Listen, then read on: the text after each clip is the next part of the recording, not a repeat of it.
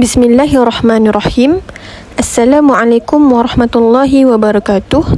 Nama saya Nik Insyirah Najwa binti Muhammad Kamil dari kelas Pendidikan Islam 4 PISMP 9 Jun 2022. Dan video ini bertujuan untuk menyelesaikan pentaksiran atau kerja kursus penghasilan produk di bawah kod kursus BAMB 3373 iaitu An-Nahwu At-Tatbiqi dan dibimbing oleh Ustaz Salahuddin bin Ma'nur.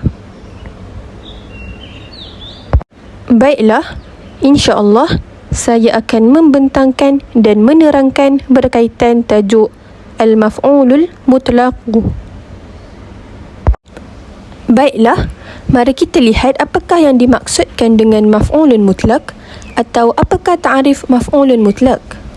Al-maf'ulu al-mutlaq masdaru yuzkaru ba'da fi'lin min lafazahu ta'kidan al-ma'nahu aw bayan li'adadihi aw bayanun li naw'ihi aw badalan min at-talaffuzi bi fi'lihi.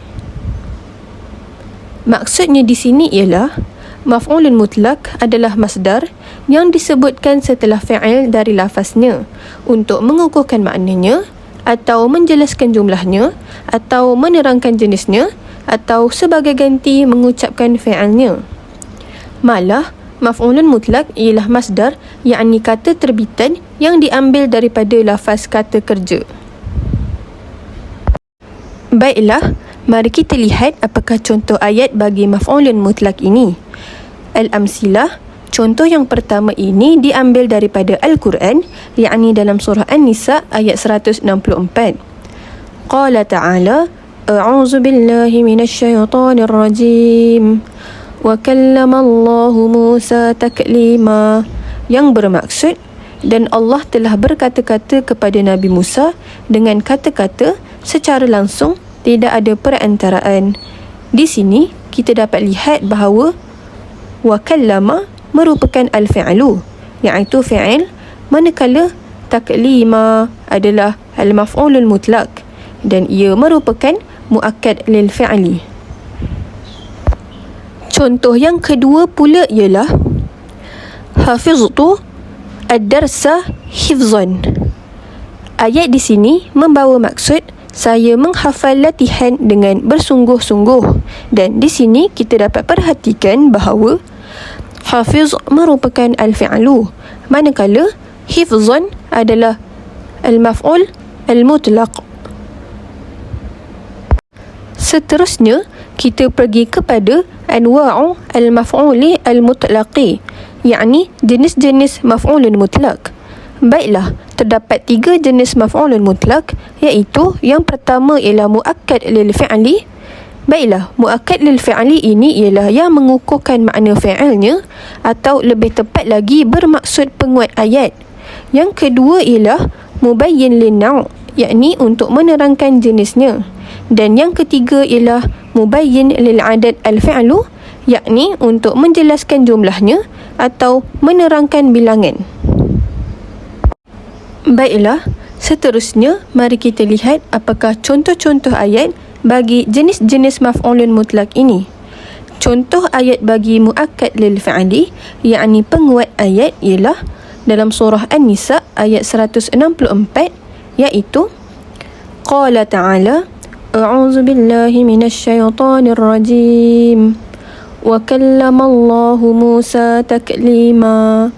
Yang bermaksud, dan Allah telah berkata-kata kepada Nabi Musa dengan kata-kata secara langsung, tidak ada perantaraan. Contoh yang kedua ialah qara'a at-talibu qira'atan, yang bermaksud pelajar membaca dengan bersungguh-sungguh. Perkataan qira'atan ialah kata terbitan yang berfungsi untuk menguatkan kata kerja. Seterusnya, contoh bagi mubayyin lin naw', yakni menerangkan jenis, ialah diambil dari Al-Quran dalam surah Al-Ahzab ayat 70. Qala ta'ala, A'udzu billahi minasyaitonir rajim. Ya ayyuhallazina amanu ittaqullaha wa qulu qawlan sadida. Yang bermaksud, wahai orang-orang yang beriman, bertakwalah kepada Allah dan katakanlah perkataan yang tepat, benar dalam segala perkara. Contoh yang kedua pula ialah qara'a at-talibu qira'atan jahriyatan, yang bermaksud pelajar membaca dengan bacaan lantang, malah ungkapan qira'atan jahriyatan ialah kata terbitan yang berfungsi untuk menerangkan jenis perbuatan. Dan contoh ayat bagi mubayyin lil adad al-fi'lu, yakni untuk menerangkan bilangan, ialah dalam surah Al-Haqqah ayat 14. Qala ta'ala, A'udzu billahi minasy syaithanir rajim. Wa humilatil ardu wal jibalu fadukkata dakkatan wahidah. Yang bermaksud, dan diangkatlah bumi dan gunung-gunung, lalu dibenturkan keduanya sekali benturan. Malah, contoh yang kedua pula ialah qara'tu al-kitaba qira'ataini, yang bermaksud saya membaca buku dengan 2 kali bacaan. Perkataan qira'ataini ialah kata terbitan yang berfungsi untuk menerangkan kekerapan perbuatan. Baiklah, seterusnya kita masuk kepada al-i'rab. Al-i'rab al-maf'ul al-mutlaq huwa mansub.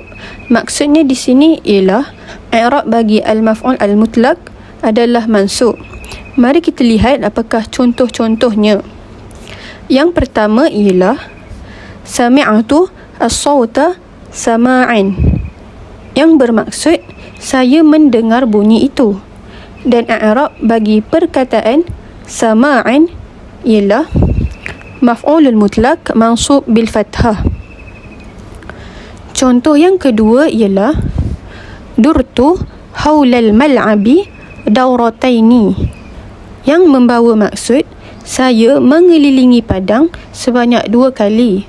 Dan i'rab bagi perkataan daurataini ialah maf'ulul mutlaq mansub bil ya, dan mansub bil ya kerana musanna.